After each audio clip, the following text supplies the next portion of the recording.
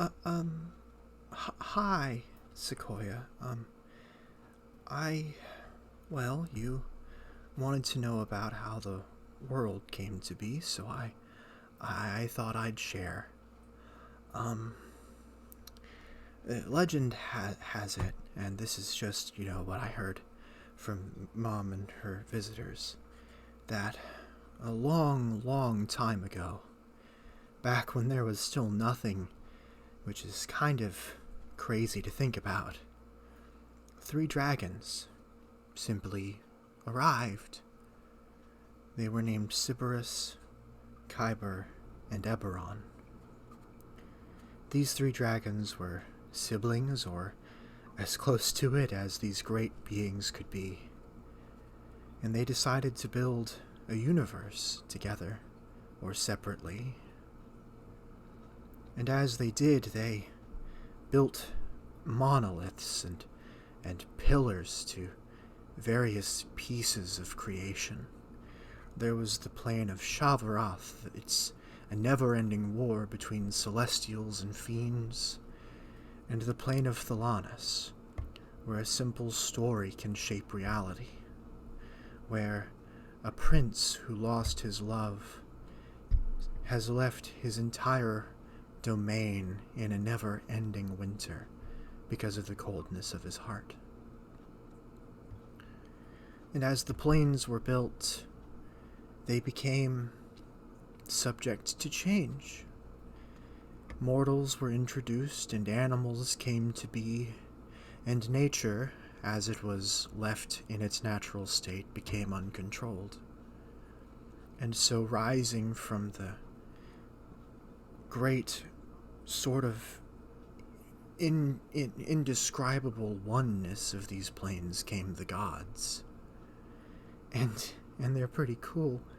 I have a list of them that I wrote down last night, and I made some notes. I hope you don't mind if I refer to my stuff here. I guess we'll start with my favorite god, or goddess, rather. Her name is ROI. She's the sovereign of life and love, and Mom knew her for her fertility. She rose up from Thalanis, that narrative place I told you about earlier. It's the home of the Fae, and some of them were brought over to the Feywild when that was eventually created, however it was created. And it's a wonderful place. And ROI, this goddess of life and love, protects all of those various pieces. And she loves a happy ending, so even that poor prince, if he could be convinced one way or another to change his mind, might even please his goddess by ending things off happily and bringing his kingdom to a new place. And then the next is Boldray, the goddess of hall and hearth. She inspires people to work together for a common good. She loves communities, and communities rely on her. And her plane is Serania, the azure sky. It's a place, actually, that is very near Sharn. Sharn, it shouldn't be as tall as it is, and those buildings shouldn't float up above us. And because, for whatever reason, Sharn is built on top of a thin spot in the cosmological whatever, it's allowed to stay upright. Serania is a place of peace. It's a place of perfect peace. And it's a measurable market. It's capitalized when I looked at it in a book, but the immeasurable market is apparently a place that sells anything and everything you could ever want. So, merchants and stuff go there for, that part of things. Aladra is the goddess of feast and fortune.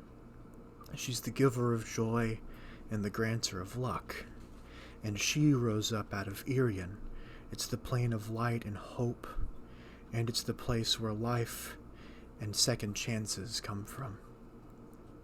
It's also the place to go if you want to gamble, because, luck and fortune and whatever.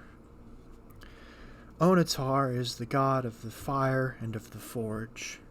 He's the favored god of artificers, and he looks kindly upon all who do anything creative, but especially those who work with their hands. He rose up out of Furnia, the plane of fire. It ends never, or never ending, I suppose is the correct way to say that. But as it goes on, he decided that he would do something with it, and used it for creation, and thus set everything spinning, cities and magical items and swords. I'm told that he prefers and patronizes the fire giants, those who were the first to take his gift of creation, and those who have been given the ability to innately craft weapons that would make an artificer who's lived for 1,000 years blush in shame. Next, we have Kol Koran. He's the sovereign of wealth and commerce. And he was a weird one. I had to ask around about that one when I was a kid. He apparently came from Dalcor, which is the home of the quarry, who are a kind of aberrant.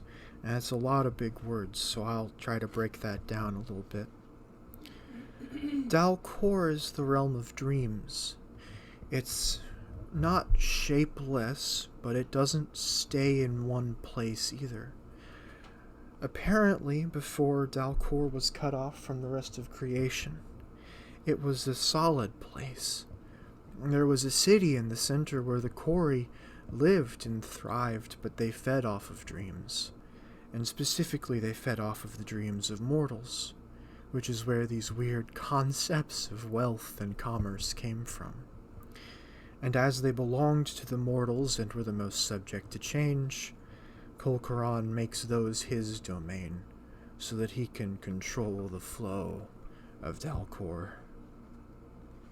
Unfortunately, I think that means he's trapped there, since the plane was separated and whatnot. Next we have Orion, which is, his was the temple where we found each other. He's the sovereign of law and bureaucracy and order, but also the first of the gods to discover magic. Unfortunately, as a price for his touching this source of power, he was split into two pieces. And this is where we find the first of the Dark Six. Orion's shadow, simply called the Shadow, is literally Orion's dark side. Whereas Orion enchanted beasts and horses to make unicorns and pegasi, the Shadow took a cat and made a displacer beast, took a giant and split its head in two to create the Enets. He is the maker of all monsters, everything that Kyber doesn't make herself, and he's the keeper of forbidden secrets. And so he was cast into the plane of Kithri, the elemental chaos. Think kind of like Dalcor. It's where all of the elements meet. It is consistently churning and boiling. It's never the same. And elementals there are said to be hundreds of times more powerful than the ones that we see here. And they kill each other all the time. Sometimes the elementals roam free and escape. And I've been told that when they do, some people try to follow them back and claim that raw power. I'm not sure anyone's returned from Kithri. The next plane is one that I mentioned earlier, Shavarath. It's that plane of eternal war between the Celestials and the Fiends. And it's the home of 3 gods. The home of Dolora, who is, according to the soldiers I asked, the sun that drives away darkness.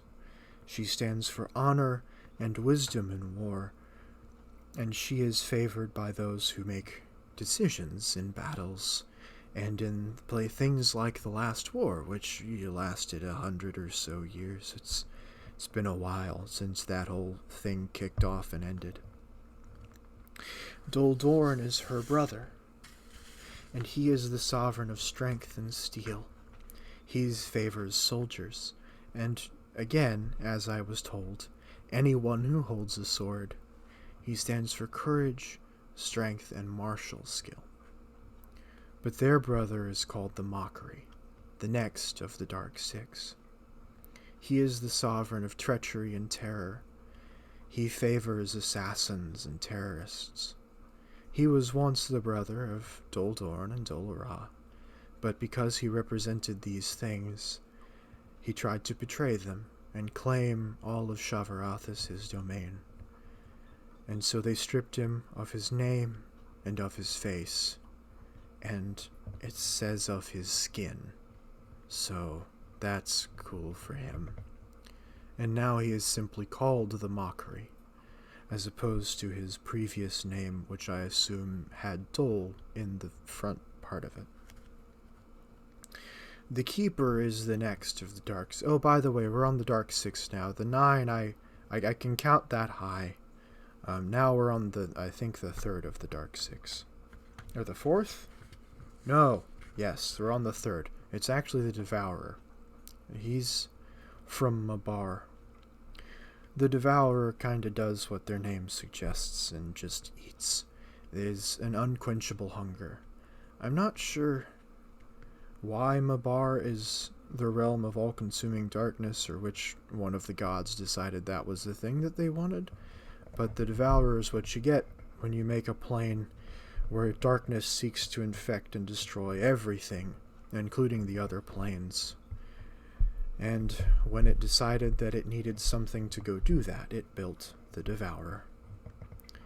And so he has to destroy and kill and just go and do all of the things. He's like the white dragons or whatever who do all the nasty stuff, but forever.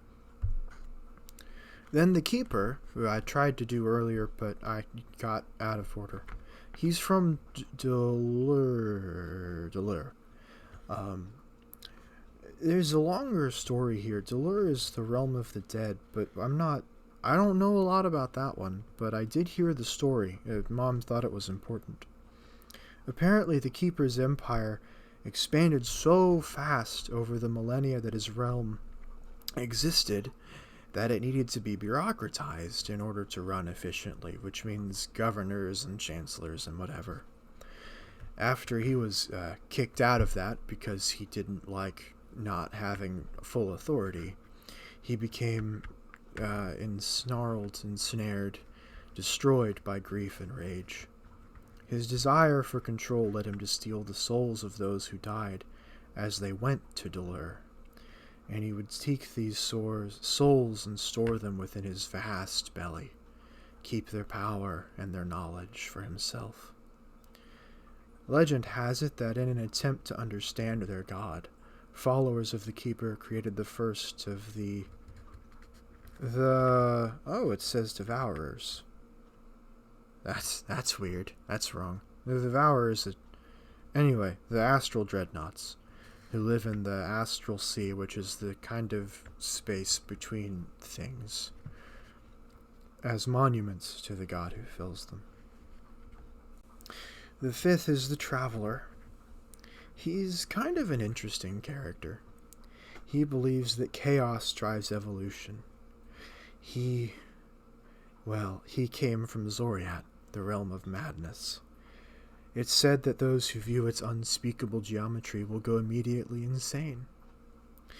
There are stories of beings made of light who live in cities made of flesh, that the oceans are a vast, unnoticeable, unseeable purple that will blind you, and if it doesn't, you'll have to look at it wash up on a sea of chitin and fur. On a shore of chitin and fur. The sea is purple, the shore is whatever it wants to. I haven't been there, I don't know. I have a note here that says Lovecraft. I don't know what that means, but maybe You've read a book. You've booked. I don't. The last is my favorite story. It's the story of the Fury, who didn't come from Rizia but was cast out, like the one earlier, whichever one was like the Shadow, was cast from her home. The Fury is the only god who has a parent, and she's one of the more dangerous of the Dark Six. The Fury was once considered to be a god of artisans, as she was the daughter of Onatar, and she was seen not only as his spiritual daughter, but as his successor. But in her passion to become his heir, her passion became too great, and her followers became too crazed to be ignored, and she was banished from Fernia, this realm of crafting, forever. Lost in the astral sea, the Fury sought a plane where no god had yet claimed rule, and became tied to Rizia. Rizia is the plane of ice, the opposite of the plane of fire. But Rizia is the land where lost things go, where the frost giants went when they had separated the plane of dreams from the plane of Eberron, and where beings who don't want to be found can disappear forever. It's vast, it's uncharted, and as the realm of the lost things, the Fury fit right in, and she was claimed by the plane, and she seeks to destroy it, to abandon it, to leave, and to claim Eberron as her own. She wants to force her way into Fernia, and then she wants to pour that fire into Eberron. I guess that's the story, but, that's kind of the way it is.